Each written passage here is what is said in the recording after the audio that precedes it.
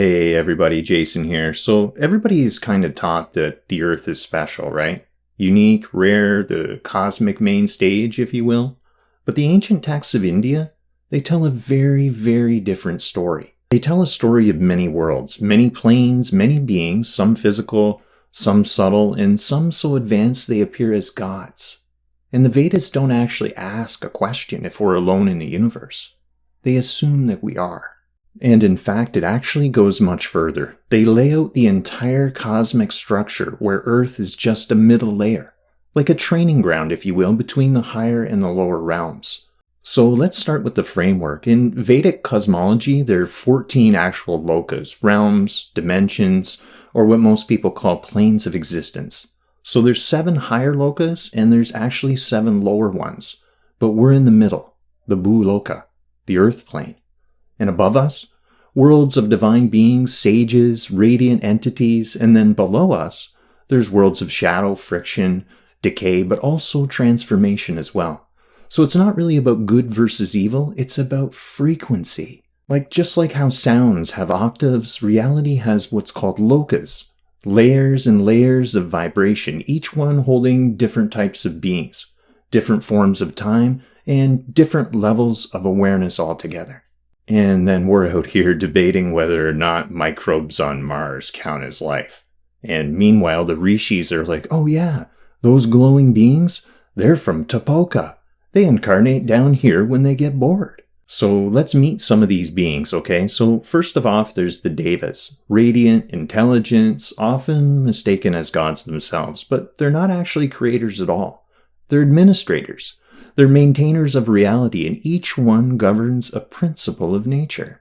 So think of them like conscious apps running on the universal operating system. And then we have the Asuras, not demons, but beings of ambition and power. And they're often hyper-intelligent, inventive, strategic, and some evolve beyond physical form altogether, and others still visit through disguise. And then there's the Gandharvas, celestial musicians, and Asparas, dreamlike beings of dance, illusion, and even magnetism. There's the Akashas, the Siddhas, the Sharanas, the Rubas, and the Kanaras, each with a domain, a vibration, and even a mode of travel.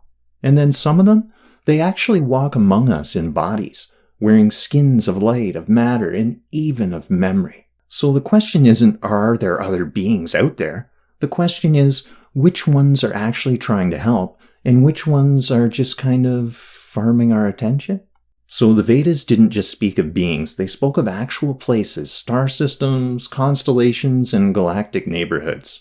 And not in a vague way, in a specific detail.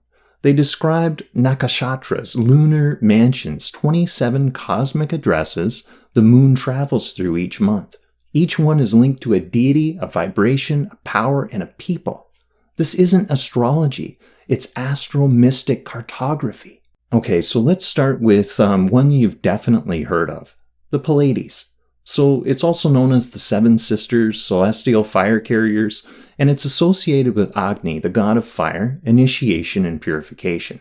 So these 7 sisters are said to be the origin point of early souls, especially those with dharmic missions of transformation. So does this sound familiar? Many in today's starseed community report strange connections to the Pleiades, and not because they're making it up at all, but because Akasha doesn't forget where you came from at all, ever.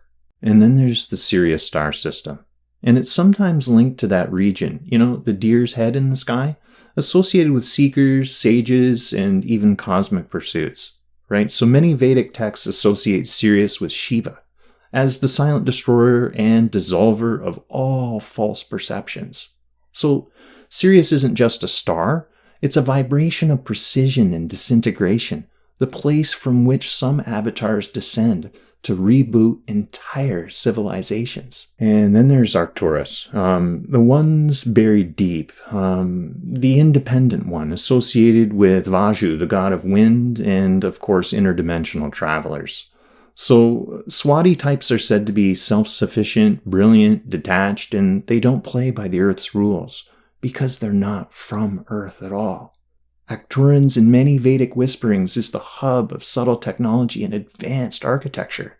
and of course mental interface craft. They're kind of like the blueprint givers, the ones who left the how-to manuals, if you will, in the form of mantra, yantra, and geometry itself. And if you've ever felt like you understand complex systems that you never studied, well, maybe that you're just remembering them now. So, are there actual literal aliens? Well, yes and no.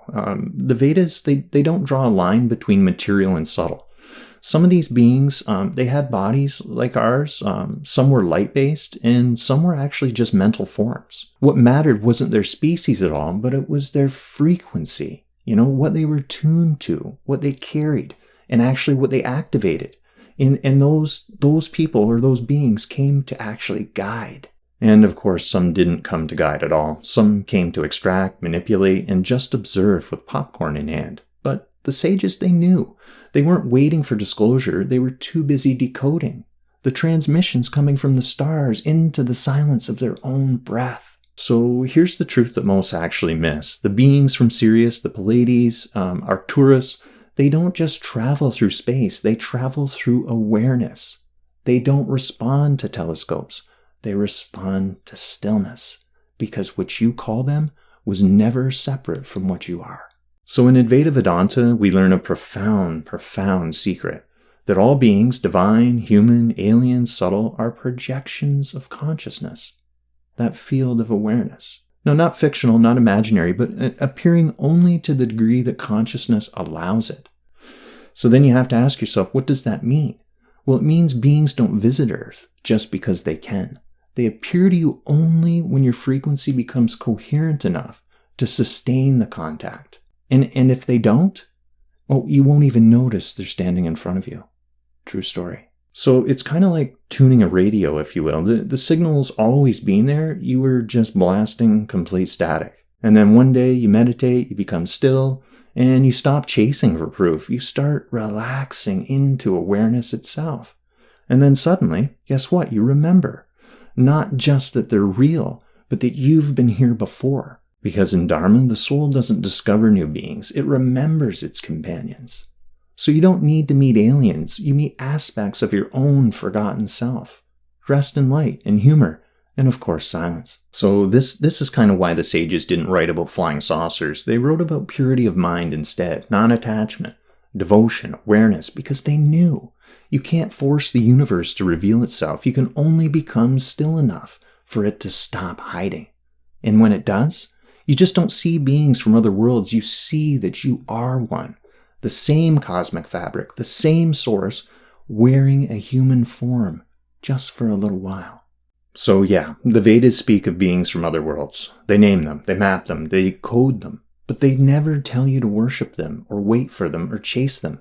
They tell you to become worthy of remembering them by becoming quiet, present, and of course transparent, because they're not coming to save you. They're coming to see if you remember who you are. And the moment you do, you don't need to be taken. You realize you were never left behind at all. You were always part of the crew, guys. You just forgot your name. Namaste.